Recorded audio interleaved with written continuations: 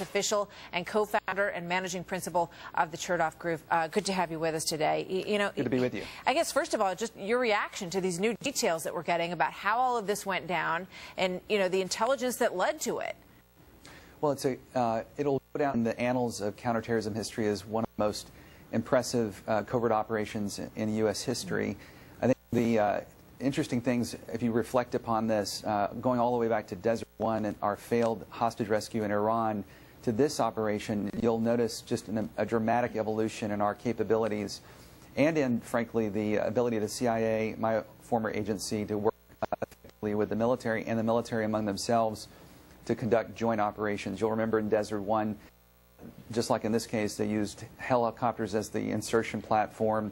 One went down as well. In this case, they built in redundancy to provide enough airlift in the remaining platform to get out. So there's a lot of lessons learned here, an incredible operation, and everyone involved deserves tremendous appreciation on the part of the American public. Indeed they do, and I think everybody joins you in that sentiment today. It's just an unbelievable mission. It's so successful. It could have gone the other way. And thank God it did not. But it could have gone the other way. So what are the lessons do you think that we've learned, beside the fact that the personnel, from what we understand, and everybody who's, been around these people attest to their amazing fortitude and just the best of the best that we've seen in the American military? Well, I think, Martha, what it does show is the importance of our continued and relentless pursuit of Al-Qaeda, and what you mentioned before, intelligence-led operations is what is critical to do this. It cannot be just the brute force of the military.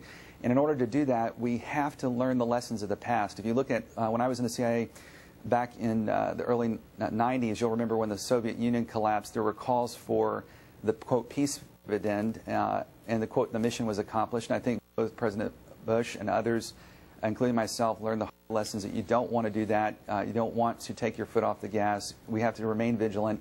And these types of capabilities, you cannot overnight. If you eviscerate the CIA and special operations, which was done, candidly, in the early days of the Clinton administration, they were underfunded, under-resourced, and it takes decades to build that kind of capability back. You're so right. And, it also is a testament to the communication, which we heard so many things about the breakdowns in communication between these operations, especially after 9/11. And now we learn that the coordination on this seems to have been seamless and done to perfection. Chad Sweet, thank you so much for being with us today, giving us some insight into some of the background that went into all of this.